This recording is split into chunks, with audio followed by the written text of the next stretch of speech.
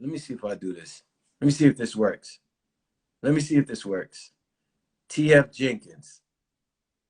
Connecting. You don't got oh my fuck, God.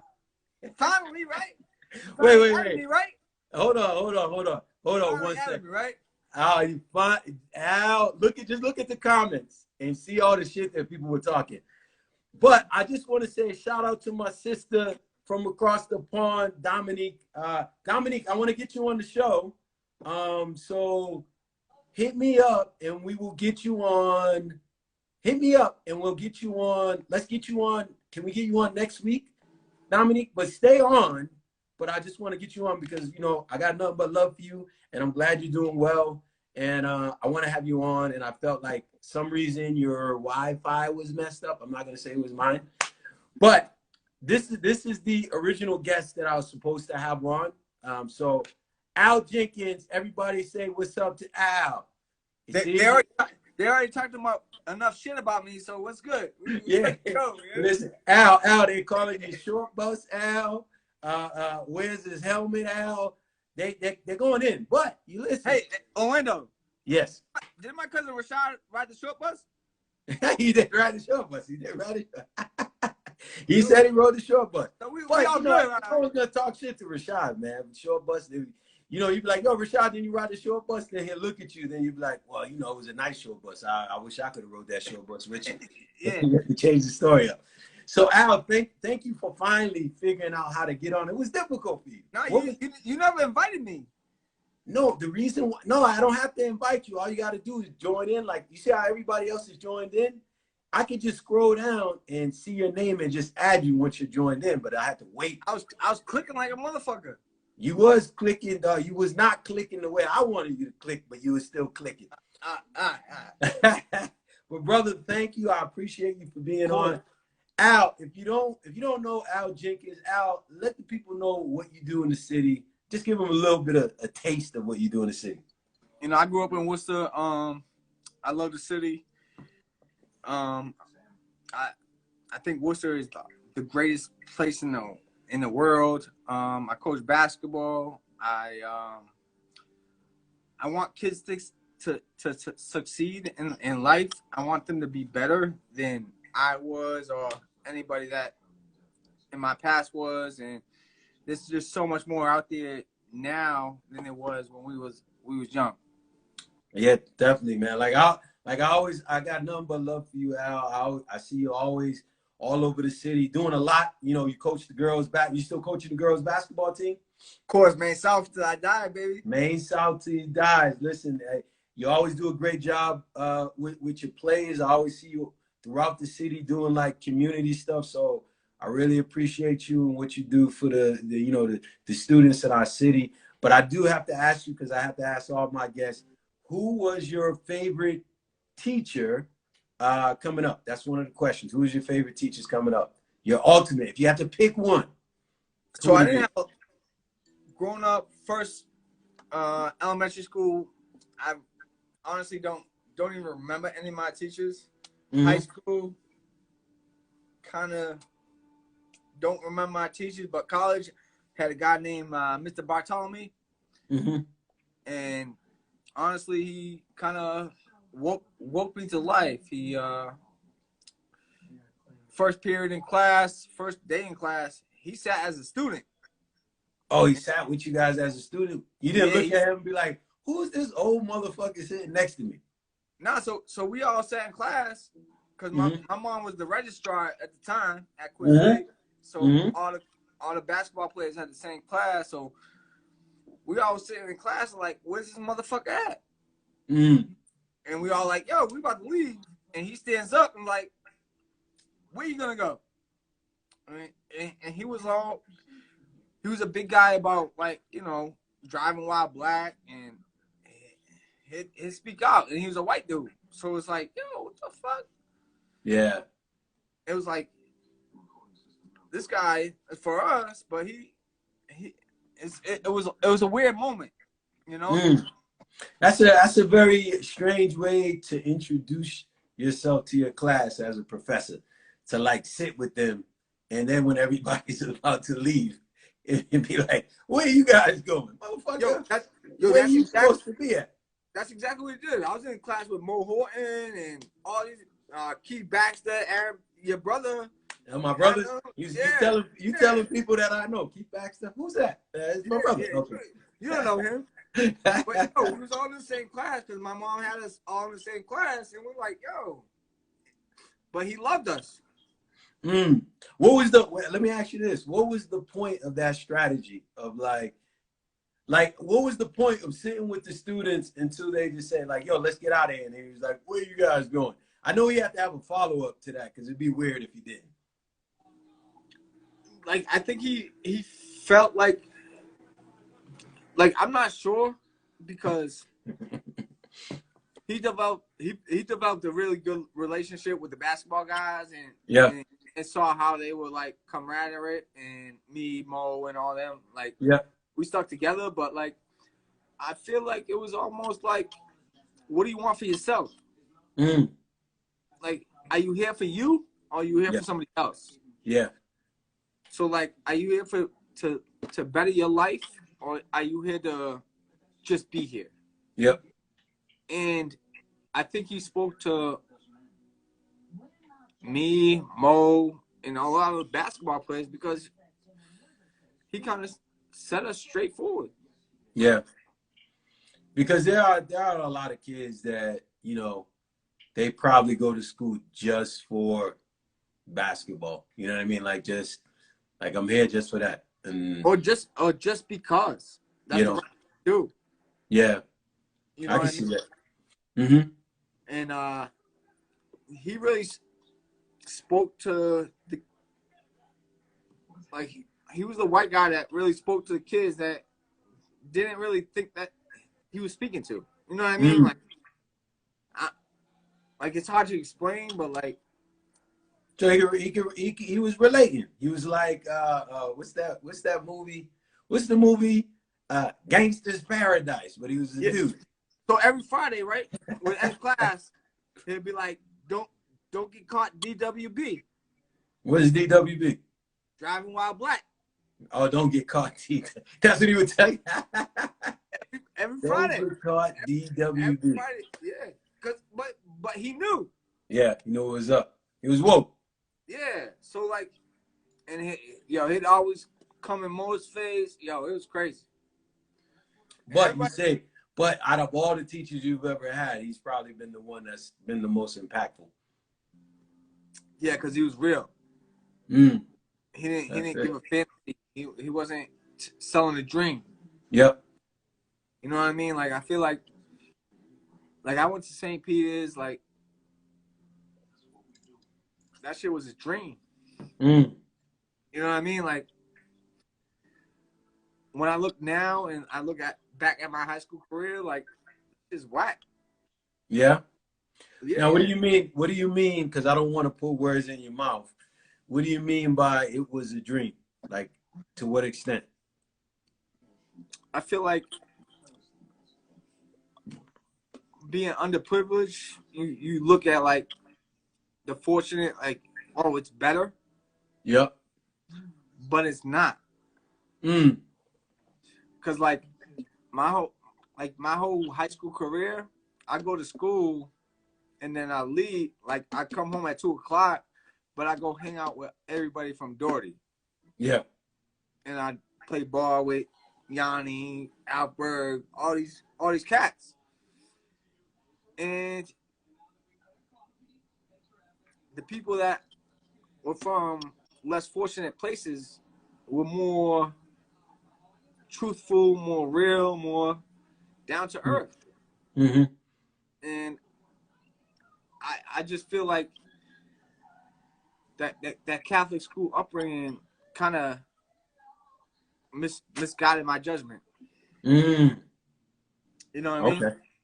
So you're saying, like, I don't want to put words in your mouth, but are you saying that because you had this, this Catholic school upbringing, there was a perception about maybe kids that were in public schools that if you hung around with them, it would be negative and this, that, and the other, and you found that to be different than whatever they were preaching to you.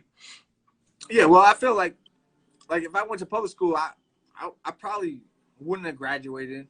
Like, I would have skipped school. I would have been doing random shit. And my parents sent me to Catholic school to make sure I stay my ass in class. And if I left school, I would get in trouble and all that shit. But at the end of the day, I feel like my place was at the public school. Mm.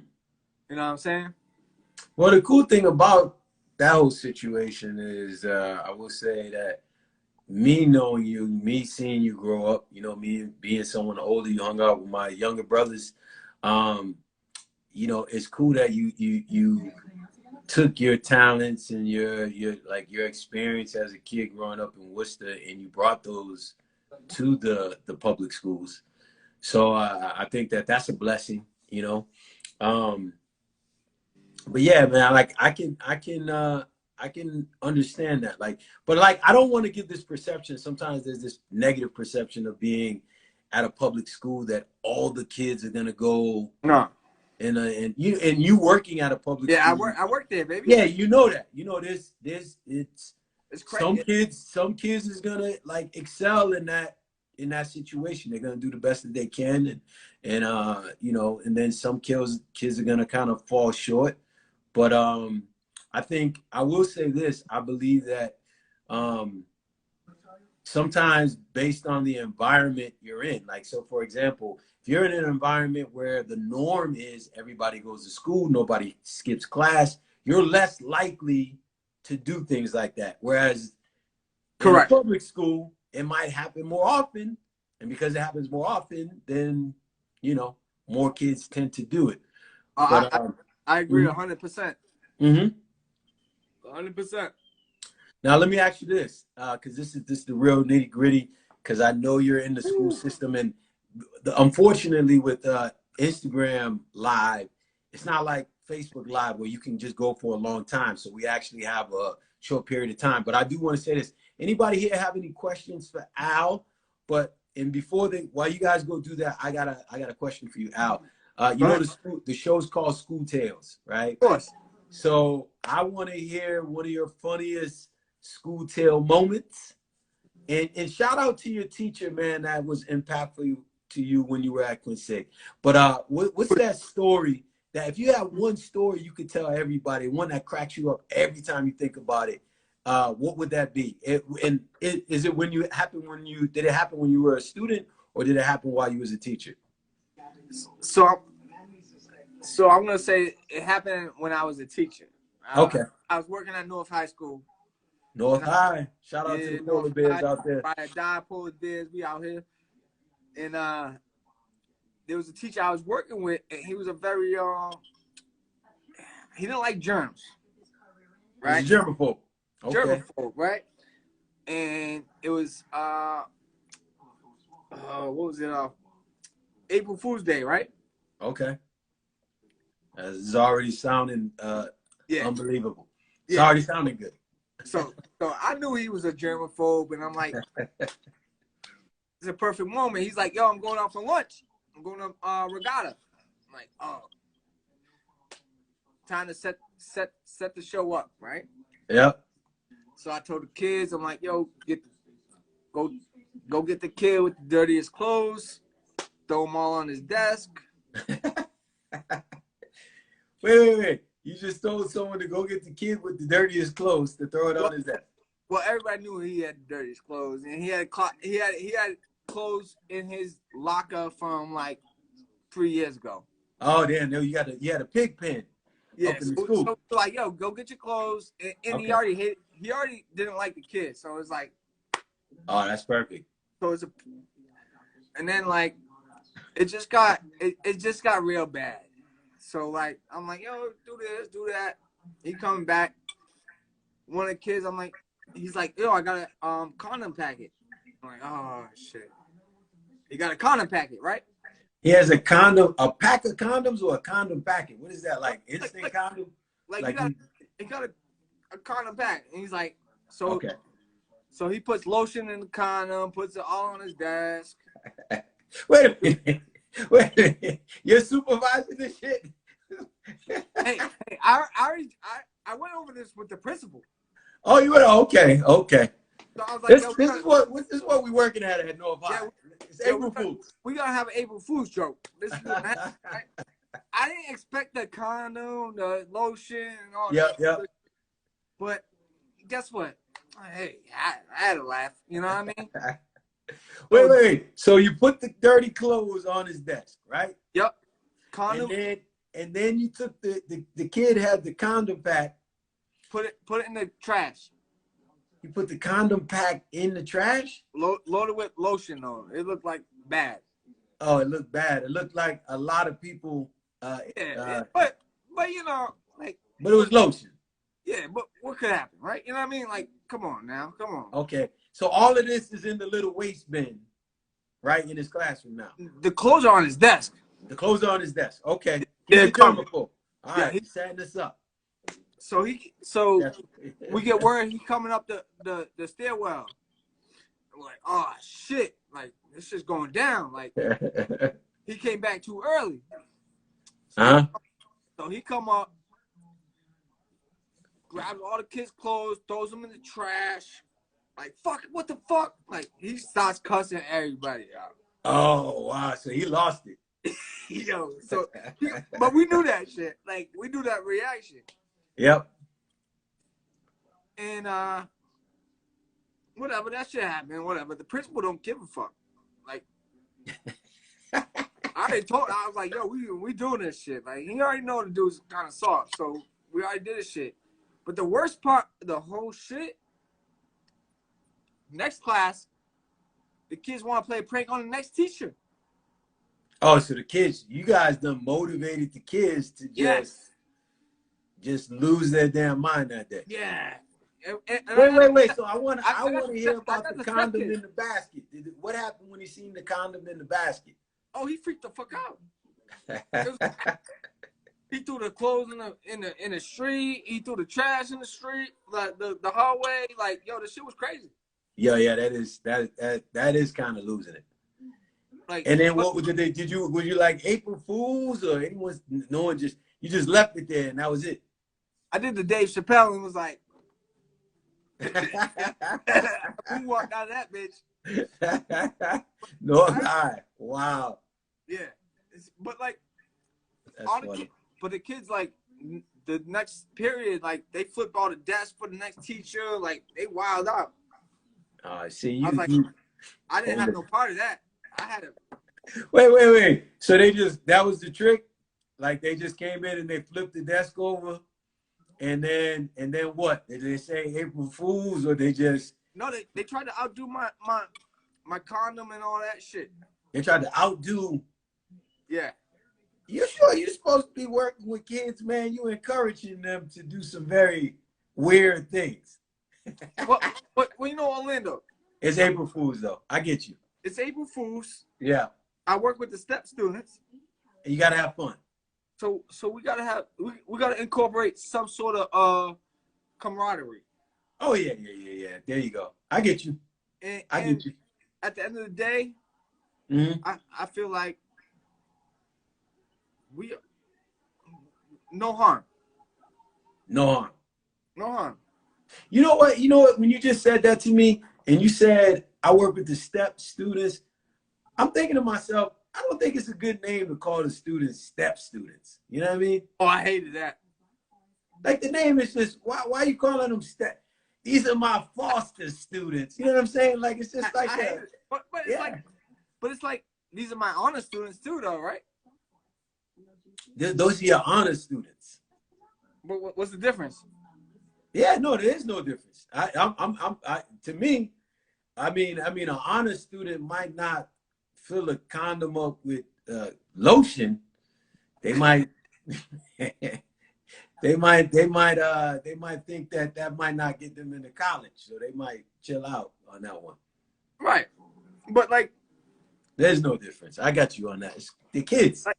Like honestly, like I worked at North for 8 years. Yeah.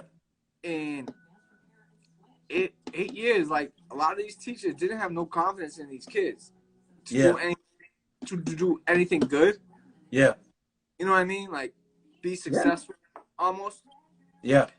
And I always instill confidence in these kids to do good, and I follow up, and I see to this day, like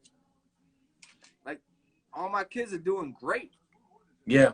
They working, they doing business, they doing better than me, almost, some of them. Yeah. And I used to always tell them, like, you're way better than everybody else tells you. Yeah. See, you know what? That aspect, I think is really important. Like, I feel like even for me, like some of my favorite teachers weren't necessarily teachers that I had in class, but were definitely teachers that held me to like a higher expectation and always like instilled like some type of confidence in me. You know what I mean? Like, and it's genuine when kids know the difference between someone that is really being genuine with them and that really cares about them than people that are not. And I think that, you know, you see that years later. Like, so I've been out teaching now for about 6 years, but I taught for 12 years, and probably everyone since I started teaching, not everyone, but a lot of people I still remain in contact with. You know, even if I don't see them for a long time, you know, I always still remain in contact with them. They always know they can call me because it's genuine. I treated them like I treated like my little brothers. Like, you know, my brother's friends, you know, it's like, yo, what y'all need, talk to me, you know, whatever, you know what I mean? I do whatever you need, I got you. Yeah. Yeah. Call me. So I agree. There was one thing I used to hate too about teaching. Like some teachers would say they would refer to the students as separately from them. Like they'll say those students, like they, as in terms of like maybe someone like you, maybe someone like me might be like we, like us, like so. I think kids recognize certain shit like that. So that's crazy. But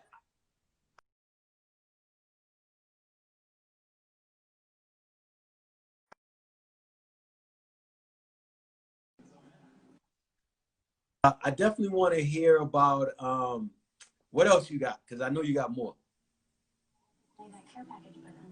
We got enough for about one more before this thing shuts off. What you want me to say? I want you to give me another funny or another just crazy ass story. Crazy story? Yeah. It could be about when you were in school as well. A lot of people keep thinking this is just a teacher show. It's not. It's just about anything that's funny that happened at school. I can't. I don't want to go when I was at school. That was too much. Yeah. No, don't get yourself fired. I don't want you to get fired. I was bad. You was bad in school. Yeah, I was a jokester, man. I had fun, man. I wanted to entertain. You know what I mean? I can tell you was jokes about that goddamn prank that happened at North High School. You ain't telling me nothing I don't know already. Me and the teacher, we weren't that best friends either. You know what I'm saying? I had to get his ass. You know what I'm saying? Well, what other story you got? Because I know you got some stories. I know you got another story. Just about you work with the step kids. Listen, step students. So I got one kid, right? Uh-huh. Freshman year, I had him till I was a senior year. And freshman year, it was like every week, the principal was like, yo, they're bullying this kid, blah, blah, blah. I'm like, the kid's kind of bringing it on himself, you know what I'm saying? Like, he ain't bullying, like, blah, like, the nigga comes in smelling like shit, acting like a dummy, like, it kind of comes to him. Like, the principal's all cool with that shit. But now, 4 or 5 years later, my man's doing great. He's doing a barbershop. He's succeeding in life. Yeah. I used to always tell the principal, like, they ain't messing with him. They just helping him grow. So you're saying like the bullying was helpful for him? It wasn't even bullying. It was just like, yo, you smell like doo-doo. And he did. And he did. Yeah. Hey, listen, if someone tells you you smell like doo-doo repeatedly, It's not bullying. Like It's Londo, like if the kids' clothes they threw on the dude's desk. Yeah, that was his kids. That was his. Oh, that was Doodoo Brown's. Okay. Yeah, Browns. But funny part was like Londo, like, so dude threw all his dirty clothes on the dude's desk, and the teacher got pissed. Like, so he threw them on the trash. Okay. I'm like, oh man, like I didn't expect this shit to happen. Yeah, like, now you got like you got doodoo and a condom full of lotion on his doodoo clothes. So I ended up bringing him like 3-4 pairs of sneakers, some shirts, some. Oh, you hooked him up. That's what's up. And kind of just hooked him up and shit. But at the end of the day, like, man, we all having fun. That's what high school's about. Having fun. Yeah. It is about having fun. Some of my favorite times were in high school. It's about work as well, but you know, having fun is definitely a part of it. Developing relationships and learning how to read people and all that shit, like a lot. Oh, it's funny. Developing the reading people. You'd be like, you see him right there? I read him, and guess what? He smelled like doo-doo. He sure did. Yo, so listen, Al, this thing is about to cut off very soon, but I'm super grateful to have you, man. I'm glad you was able to figure out how to get on. Don't call me out like that, yo. I was trying. You was listen. I had people calling me like, yo, just click us live. Like, I don't know what I'm doing. This shit. Yo, they was calling you short bust out. I was like, oh, don't do my man like that. Man, shit. We all listen. You saved me tonight, man. I appreciate it, and I definitely want to have you on. Deshaun Minton. Yo, tell Deshaun he better reduce the prices. Yeah. Oh, yeah. Listen. Al said reduce the prices because he was. I did see he say some shit about your lineup, or he probably was talking about both our lineups. But you know, Deshaun. Listen, Deshaun. I want to have Deshaun on the show. So Deshaun Minton, you already know my brother. Next week or the week after, you know, I already had your big cuzzo, Al's cuzzo, Rashad on here. Would love to have you on here, because you know we can obviously promote what's going on. Do I take you take they take EBT for haircuts now? Yeah. Hey, listen, if I come in to the barbershop with a bag of cans, like is that acceptable? Cans? Because if you take EBT, you gotta take everything. You just want a feature or something? We can give you a feature. Hey, listen. Feature. EBT and SNAP. Damn, that's listen, that's hard. That's hard living right there. You taking everything. I take everything. I want it all. Listen, Al, thank you for being on the show. I appreciate you. Guys, thank you guys for watching. I was a little late. Enjoyed it. Catch me tomorrow night. I got another spectacular guest on, and I believe they can get on live. I hope I don't have to. Come on, you gotta get out of here. I did my best. He did. Listen, Al, the fact that you came on and didn't give up is nothing but love. Deshaun saying he take Bitcoin. What else currency he take? You take Monopoly money? No? All right. Or empty bottles is a good one. All right, but listen, guys, thank you guys for watching. Tune in for. I'm gonna drop off a bag of empty bottles at the Fake King's barbershop tomorrow morning. We all set? Yep, we all set. We're both going. I'm going in. You going? I'm going in. Listen, guys, thank you. I love you guys. Appreciate you, Al. Love you, bro. Shout out to everybody that watched. Catch me tomorrow night, 7 o'clock. School Tales with Orlando. I appreciate you guys. Peace. Good luck, Orlando. Yes, sir.